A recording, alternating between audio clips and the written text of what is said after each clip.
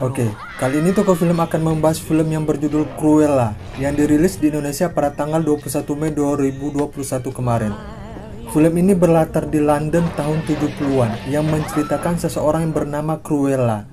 Dia ingin membalaskan dendam kematian ibunya, dan perlu diingat, film ini menceritakan masa muda Cruella yang menjadi tokoh jahat di film 101 Dalmatian.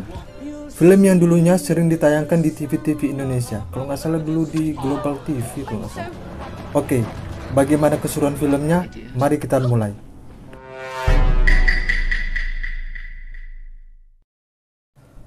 Di awal film lahir seorang anak yang memiliki rambut setengah hitam dan setengah putih. Beberapa orang tidak menyukainya karena terlihat aneh. Si anak aneh ini memiliki dua nama untuk membedakan kepribadian gandanya, yaitu Estella dengan kepribadian baik dan Cruella dengan kepribadian nakal. Dan si anak ini hobi mendesain busana. Kalau ngelihat rambut si anak ini mengingatkan kita ke penyanyi luar. Siapa namanya itu? Sia. Yang 1, 2, 3, 1, 2, 3 dream. Yang kayak gitu lagunya tuh. Ada tuh di YouTube. Saat umurnya sudah cukup untuk bersekolah SD, Estella pun pergi ke sekolah ditemani ibunya. Ibunya berpesan agar jangan sampai kepribadian nakal Cruella menguasai tubuhnya. Hey, what do you say to Cruella when she tries to get the better of you? Goodbye, Cruella. Di sekolah Estella memiliki teman yang bernama Anita. Ketika di sekolah, kepribadian Cruella menguasai tubuhnya karena ia tidak suka dibully. Dan akhirnya, dia sering adu pukul dengan teman laki-lakinya. Hal ini membuat Estella sering masuk ruang BK untuk diberi teguran. Setelah itu, pada saat temannya membuang Estella ke tempat sampah, dia bertemu dengan seekor anjing, lalu memeliharanya dan diberi nama Buddy. Akhirnya, karena sering berkelahi dan memberontak, Estella pun dikeluarkan dari sekolah. I'm expelling her. You're out. Out! Karena kenakalannya, akhirnya Estella dan ibunya harus pindah ke London. Pada saat perjalanan ke London, ibunya mengatakan akan singgah dulu ke rumah temannya untuk meminta sedikit bantuan agar bisa hidup di London. Ibunya pun keluar dari mobil untuk bertemu dengan temannya. Estella dilarang keluar agar tidak membuat kekacauan. Namun, Estella mengingkarinya. Dia keluar dari mobil karena tertarik ingin melihat acara fashion show yang sedang berlangsung di rumah teman ibunya. I'd just take a little peek. Estella pun masuk secara diam-diam dan pada saat di dalam dia terkagum-kagum melihat betapa megahnya acara tersebut. Namun, dia ketahuan dan ditangkap oleh bapak-bapak berambut botak. Buddy pun menggigit kaki bapak berambut botak itu, lalu Estella pun kabur. Tiba-tiba, Estella terkejut karena berhadapan dengan 3 anjing yang galak lalu mengejar Estella. Estella pun lari keluar dengan ketakutan menuju ibunya.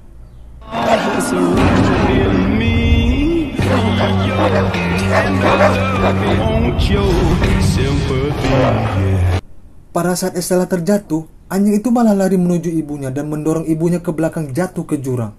Lah, kenapa anjing itu tiba-tiba menuju ke arah ibunya dan mendorong ke jurang? Nanti akan terjawab. Karena kejadian itu, para tamu undangan keluar untuk melihat apa yang terjadi. Teman ibunya mengatakan ibu Estella telah mengancamnya untuk meminta uang. Estella merasa bersalah karena dirinya lah yang membuat ibunya mati. Lalu Estella pun memilih kabur dari tempat itu, dan kalung pemberian ibunya terjatuh di pekarangan. Estella kabur dengan menaiki mobil sampah yang lewat dan dia pun sampai ke London. Estella pergi duduk di taman air mancur untuk melampiaskan kesedihannya. Kini, dia yatim piatu dan hanya ada Buddy yang menemaninya. Kenapa di scene awal sampai scene ini tidak diperlihatkan ayah Estella? Nanti akan terjawab siapa ayah Estella yang sebenarnya. Sad story. Pagi harinya Estella bertemu dengan 2 pencopet kecil, si gendut bernama Horace dan si keriting bernama Jasper. Pada saat mereka mengobrol, tiba-tiba polisi datang dan ingin menangkap mereka. Horace dan Jasper pun kabur, dan Estella terpaksa mengikuti mereka karena tidak tahu harus kemana lagi.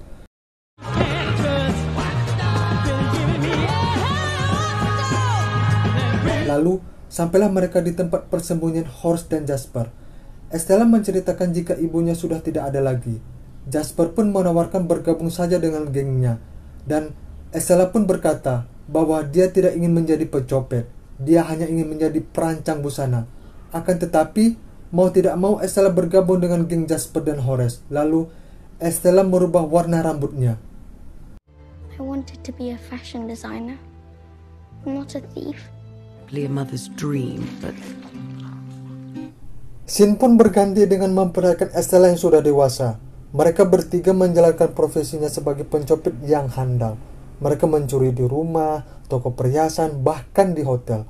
Baju-baju yang mereka gunakan untuk berkamuflase dirancang sendiri oleh Estella yang gemar berancang busana.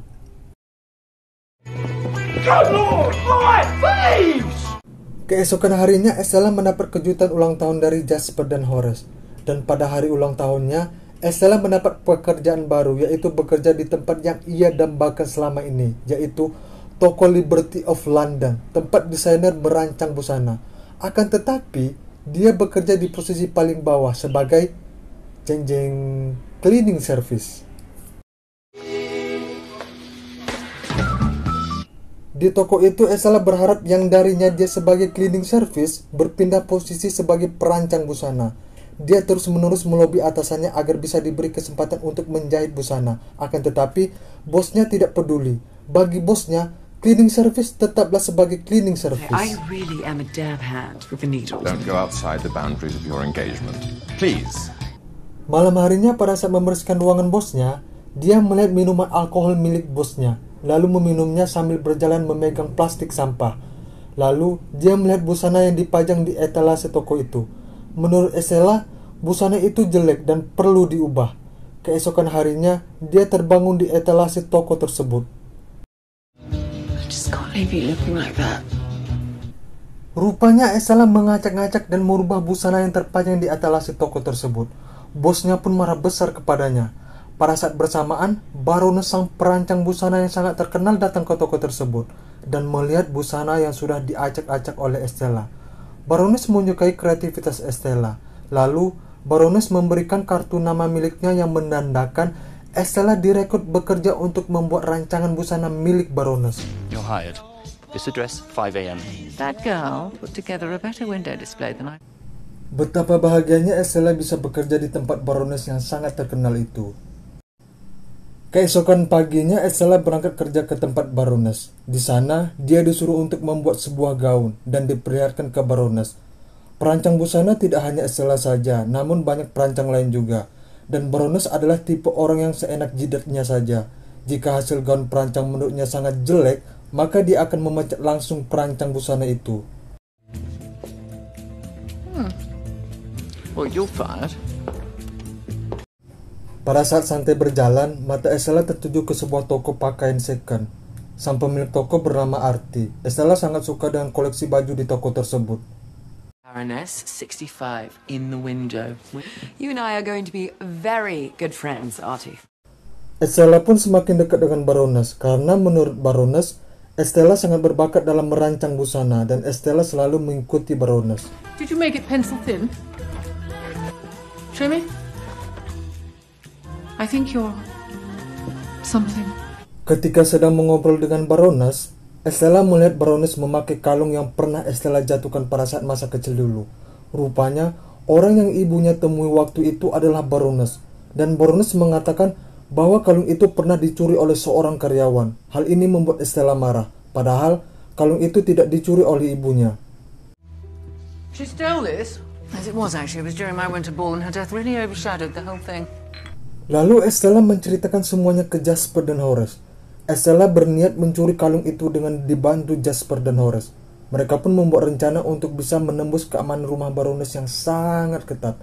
Mereka akan beraksi pada saat pesta yang akan diadakan di rumah Baroness. Her black and white ball. That's where we'll do it. We need to know every detail and every blind spot. Where the guards are posted. Mereka pun beraksi. Obviously, I mean the Baroness. Horace menyamar sebagai tukang pembasmi hama tikus. Jasper masuk lorong bawah tanah untuk menghack CCTV. Dan untuk mengalihkan perhatian, Estella menyamar sebagai Cruella dengan pakaian yang sangat mencolok.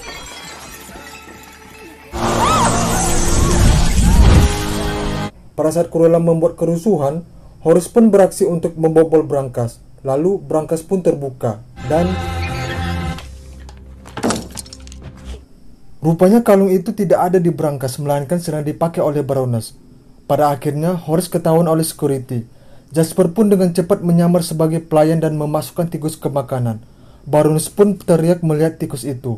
Pada saat itu juga, Cruella mengambil kalung tersebut dan dia melemparkan ke anjing Buddy. Buddy berlari sambil membawa kalung itu, namun jatuh ke lantai, dan kalung itu tertelan oleh anjing milik Baroness. Mereka bertiga pun kabur dengan mobil.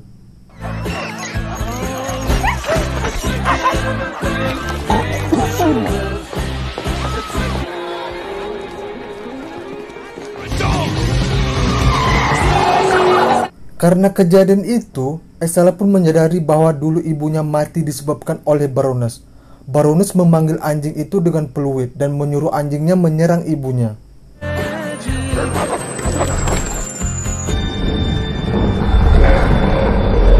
Cruella pun berniat untuk balas dendam.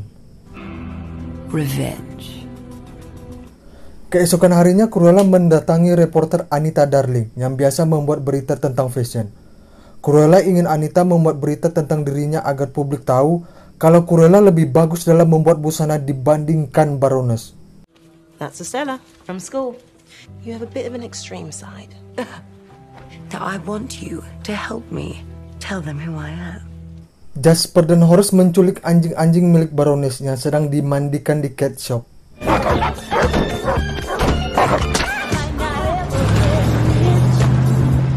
Anjing yang diculik ini dipelihara sampai mereka mengeluarkan kalung yang sudah ditelan sebelumnya.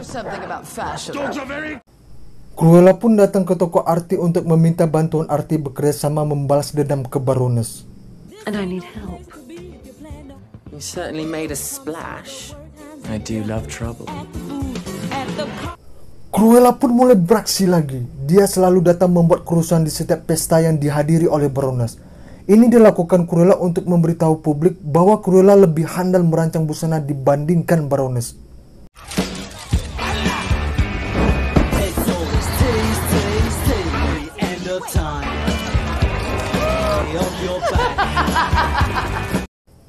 Dan itu membuat media berita membahas tentang Cruella. Hal ini membuat kesal Baroness, karena dia tidak ingin media membahas orang lain selain dirinya. Estella pun masih bekerja merancang busana untuk Baroness, karena jati diri Cruella belum diketahui oleh Baroness. Estella membuat gaun yang bagus sampai-sampai Baroness kagum melihatnya. It's stunning. Keesokan harinya Baroness mengadakan pesta fashion show. Pada saat acara akan dimulai, berangkas yang menyimpan busana milik Baroness macet dan terpaksa dibongkar paksa. Pada saat berangkas terbuka, binatang seperti kupu-kupu pun berterbangan yang membuat para hadirin kocar-kacir keluar. Rupanya, busana yang dibuat oleh Estella yang seperti manik-manik merupakan sarang kupu-kupu. Kupu-kupu itu membuat semua busana menjadi rusak. Di sini, Baroness mengetahui bahwa Estella adalah Cruella.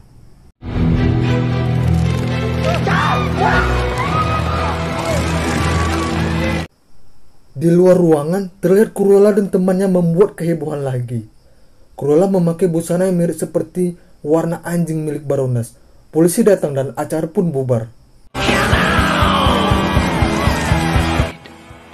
A code.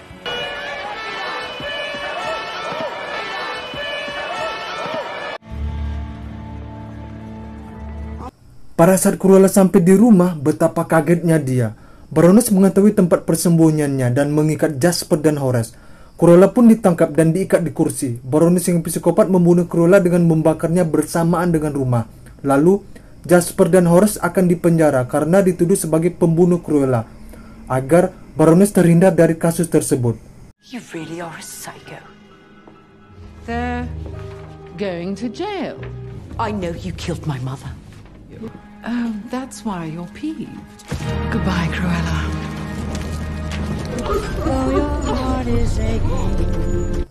Cruella pun mati mengenaskan.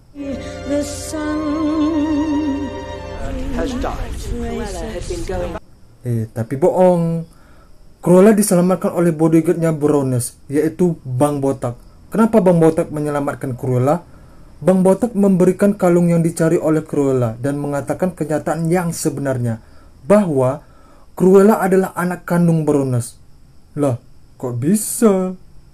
The Baroness has a kid. I was there when you were born. Dulunya, ayah Cruella yang bernama Baron memiliki istri yang sangat narsistik, yaitu Baroness. Baroness yang memiliki kepribadian narsistik hanya peduli dengan dirinya sendiri. Saking narsistiknya, saat Cruella lahir, Baroness menyuruh Bang Botak untuk membunuh Cruella. Bang Botak tak sanggup dan meminta tolong kepada Catherine untuk merawat Cruella atau Estella. The Baron was away on business and she ordered me to do the unthinkable. I knew I needed to protect you. She saved you. That psycho cannot be my mother. Cruella yang tak percaya pun kaget dan pergi ke sebuah air mancur. Di situ dia seolah-olah sedang berbicara dengan Catherine yang telah merawatnya pada saat kecil dulu. I'm Cruella. I'm not like her, but I do love you. Scene pun berganti dengan memperlihatkan Jasper dan Horace sedang di penjara. Tak lama kemudian, Cruella datang dengan anjing peliharaannya Buddy dan Wing untuk membantu Jasper dan Horace keluar dari penjara.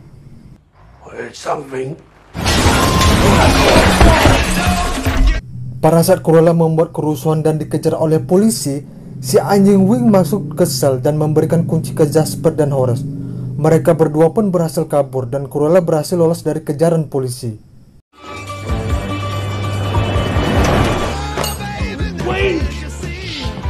Don't care where it's been.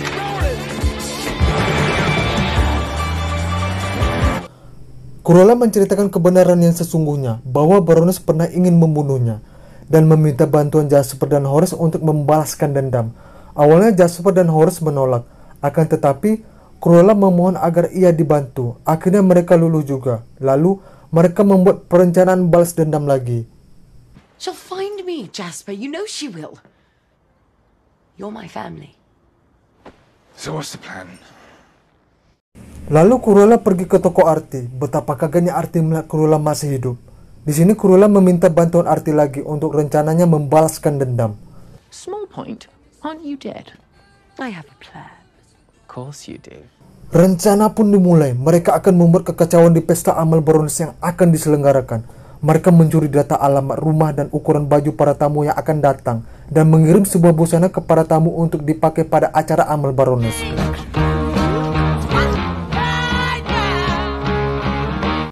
Acara amal Baroness pun tiba. Mereka pun beraksi. Semua bodyguard Baroness dikurung di ruangan perpustakaan. Lalu, betapa kagetnya Baroness melihat para tamu undangan memakai baju layaknya seperti Cruella. Rupanya, busana yang dikirim sebelumnya adalah busana yang mirip seperti Cruella.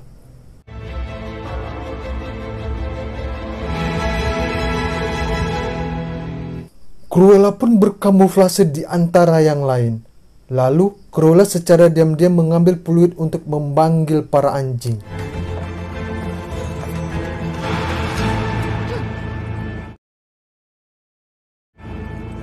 Cruella pun mengganti penampilannya seperti Estella dan pergi keluar halaman. Estella memanggil anjing Baroness dengan peluit tadi. Anjing itu pun keluar dan Baroness menyuruh anjing itu menyerang Estella. Namun, anjing itu malah patuh dengan Estella. Baroness menghampiri Estella. Hello, Mother. Lalu Estella pun menjelaskan bahwa dia adalah anak yang ingin dibunuh oleh Baroness dulu. Di sisi lain, Jasper yang sedang menyamar menyuruh para tamu undangan untuk keluar menghampiri Baroness. The Baroness asks that you join her on the terrace. Baroness pun meminta maaf atas kesalahan masa lalunya dulu. I'm sorry. Pada saat Baroness ingin memeluk Estella, Baroness tiba-tiba mendorong Estella ke jurang, dan itu dilihat oleh para tamu undangan yang sudah berdiri di belakangnya. Idiot. She tried to drag me with her. She jumped. She jumped! Baroness pun ditangkap atas kejadian mengerikan itu. Pada saat Baroness dibawa polisi, si Cruella pun tiba-tiba muncul. Lah, kok Cruella masih hidup? Rupanya, sebelum dia jatuh ke jurang, dia sudah mendesain bajunya memiliki parasut. Remember that. Dan kini, Estella sudah mati di mata publik. Yang ada hanyalah Cruella. Dan Cruella mengambil alih harta Baroness. Estella, that is. Goodbye, Estella. But Cruella was alive.